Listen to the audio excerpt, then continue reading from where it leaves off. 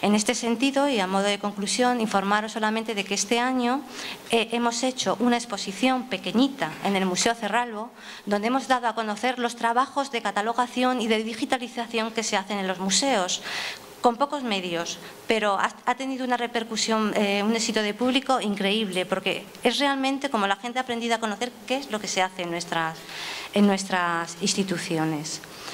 Y por último, nada, agradeceros a todos vuestra presencia. Me he alargado un poquito más de lo que yo pensaba, pero cualquier pregunta, pues estoy a vuestra disposición y muchas gracias por todo.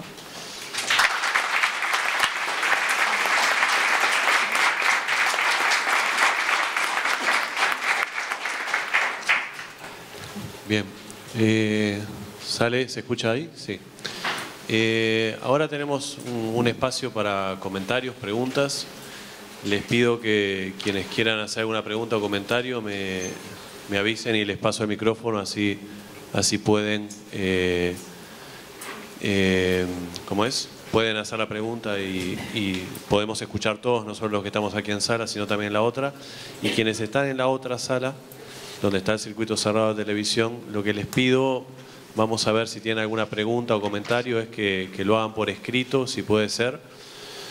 O, bueno, si es un poco largo o si es un comentario, que se acerquen hasta aquí y les cedemos el micrófono.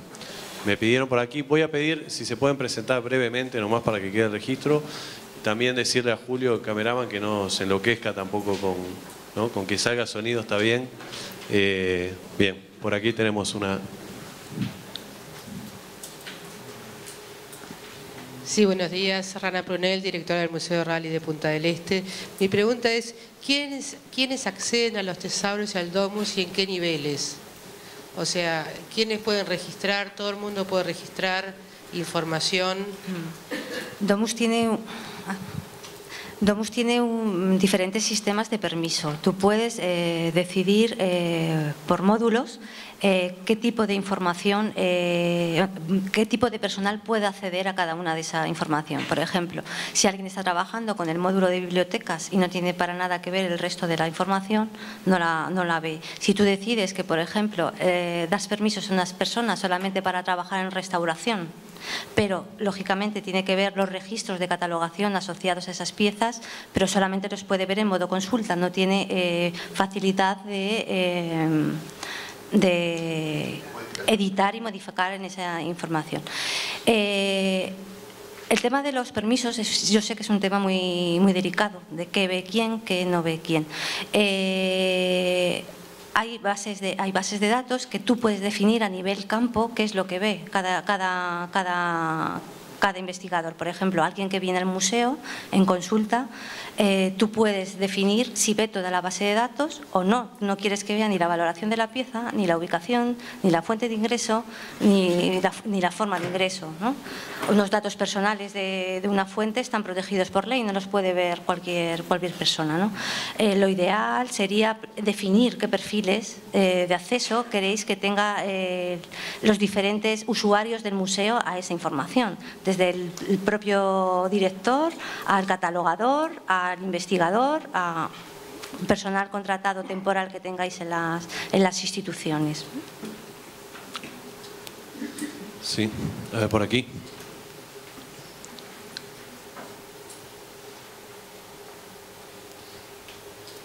Hola, soy Gabriela Sicardi, soy restauradora. Por lo general los restauradores nos manejamos mucho con palabras en inglés y en los congresos tenemos dificultades para, nos reunimos para saber qué palabras utilizamos en inglés, en español y todo.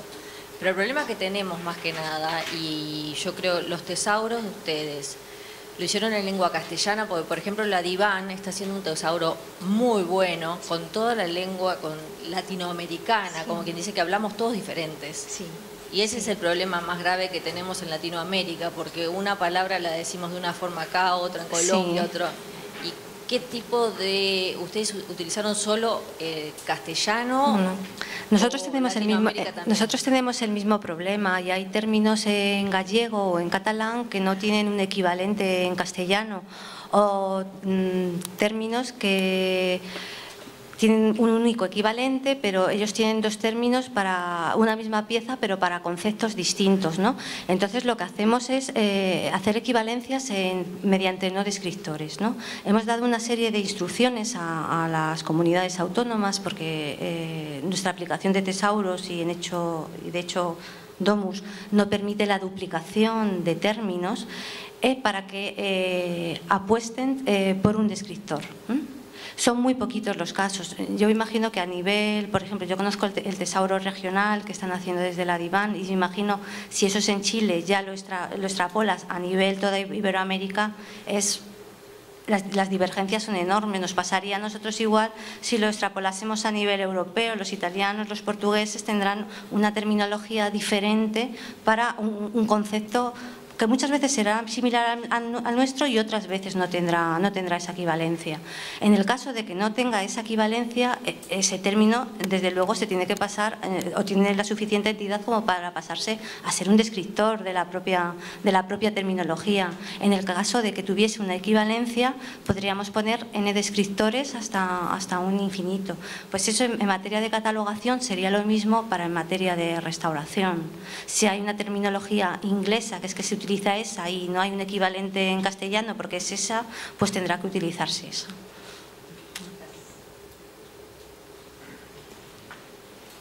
Voy para el fondo aquí. Les voy a pedir si pueden acercar bien el micrófono para que podamos escuchar bien aquí en sala. Hola, mi nombre es Vladimir Múvich, del Taller de Restauración de la Comisión del Patrimonio. No le oigo bien. Vladimir Múvich, de la Comisión del Patrimonio del Taller de Restauración. Una consulta. Conociendo el IPCE y sabiendo que el IPCE trabaja a veces con colecciones de iglesias, ¿no? Sí. Hay museos que son de iglesias también. Pero la iglesia no tiene el taller de restauración dentro de la iglesia. Manda las piezas al IPCE, por ejemplo. A la hora de registrar el campo de conservación-restauración, ¿quién se encarga? ¿El IPCE o...? El IPC lo que hace es que si esa pieza va allí a restaurarse, tiene su propio expediente de conservación y toda la información de tratamiento sobre esa pieza, bien análisis de muestras, análisis físico-químicos de cualquier tipo, tratamiento inclusivo, eso en su propio expediente hace un informe que se queda en el propio instituto, pero esa información luego se traslada al titular de la colección para que lo guarde en su propio archivo documental. Gracias.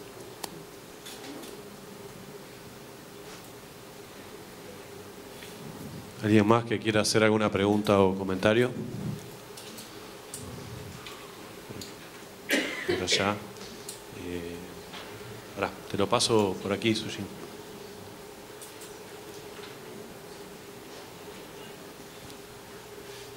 Buenos días.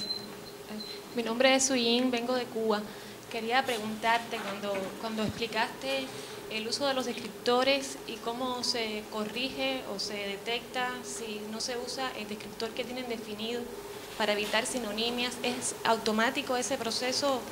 No, las sinonimias no se hace la equivalencia automática. Si, por ejemplo, un museo tiene como descriptor un término que para nosotros no es preferente porque es una sinonimia y lo tenemos como no descriptor, prevalece el término que va desde la subdirección. Si nosotros ya tenemos hecha la equivalencia de sinonimia, le irá como sinonimia, pero si no tenemos, por ejemplo, ese concepto, se nos queda como un término candidato. El museo lo puede seguir utilizando y mientras nosotros estudiamos dónde incorporar ese término al tesauro para cuando hagamos la siguiente versión se distribuya correctamente, pero nunca se pierde ningún término salvo que se rechace.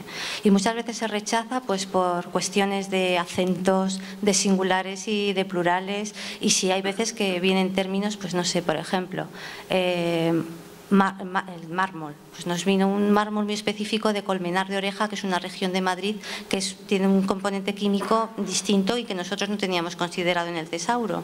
Pues eso se quedó como término candidato y en la siguiente versión ya va incorporado como un término fijo del tesauro. Sí, pero el programa te lo detecta automáticamente. O sea, a ver, me refiero a que nosotros Sí, automáticamente. tenemos que hacerlo nosotros mismos, validar la información nosotros mismos mirando el vocabulario. No, nosotros tenemos, es una aplicación que va con ficheros XML y va por códigos de idiomas, en castellano, en gallego, en catalán, y va haciendo las equivalencias.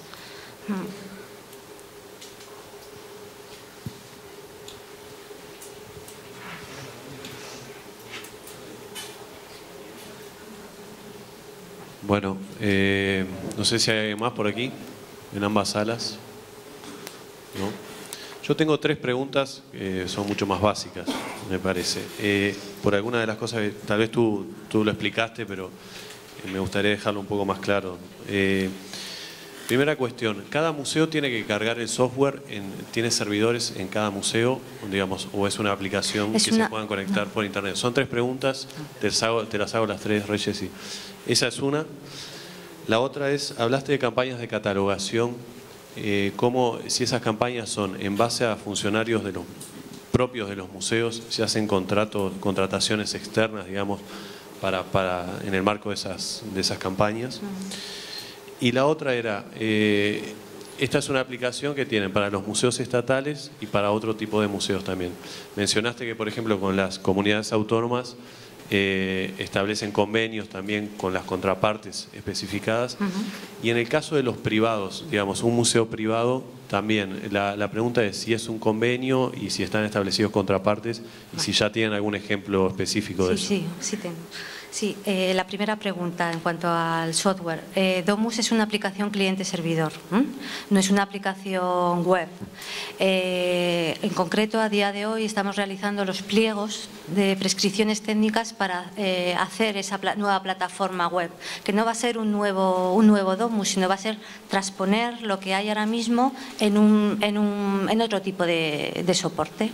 No van a ser nuevas funcionalidades ni nada, que se desarrollarán en un futuro, pero ahora lo principal es cambiar esa plataforma porque está desarrollado en un lenguaje ya antiguo, es un Visual Basic 6 que ya no encuentra soporte de Microsoft y es necesario cambiar.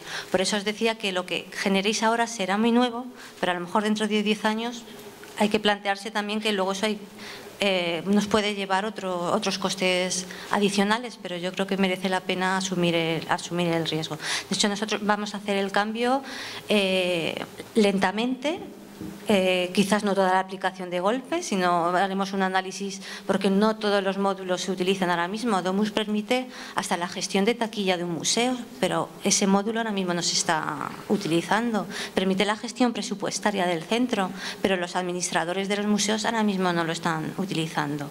Sí que se están utilizando todos los módulos técnicos: catalogación, digitalización, conservación, movimientos, archivo administrativo, reproducciones, generadores de informes a medida, ¿no? Lo más técnico sí se está utilizando, pero a lo mejor es el momento de prescindir, y si nadie usa la taquilla, ¿para qué vamos a invertir, en gastar en la taquilla, ¿no? Entonces, posiblemente ese cambio de plataforma se haga modular en lo que se pueda, porque Domus no es modular, está todo interrelacionado, ¿no? En cuanto a las campañas se conciben como un refuerzo. De hecho, para que haya campaña siempre es necesario que un técnico de la propia institución se haga responsable del seguimiento de los contratados que se llevan a los museos. Tienen que supervisar su trabajo y discriminar los posibles criterios a la hora de introducir los datos. Para cuando vaya ese coordinador, que es un contratado por los diferentes museos, para unificar las diferentes opiniones y luego trasladárnoslas a nosotras, haya un responsable en la institución a quien acudir, ¿no? Pero se conciben como un refuerzo y lógicamente el trabajo de catalogación y de inventario es el que más se está reforzando con las campañas. Para nosotros es fundamental tener el inventario antes que catalogadas científicamente todas las piezas. Es importante primero saber qué tenemos.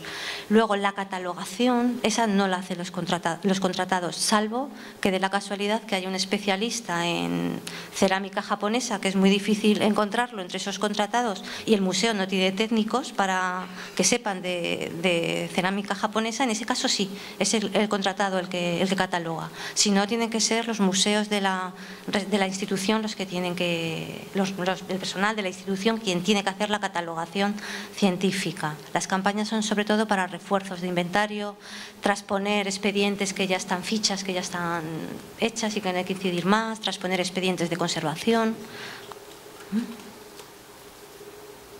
Bien. Si no hay más consultas o comentarios, agradecemos a Reyes. Pido un aplauso para cerrar.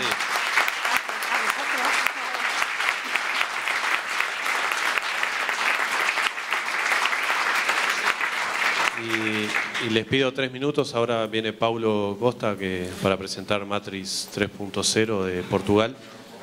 Vamos a hacer una cuestión técnica breve y continuamos.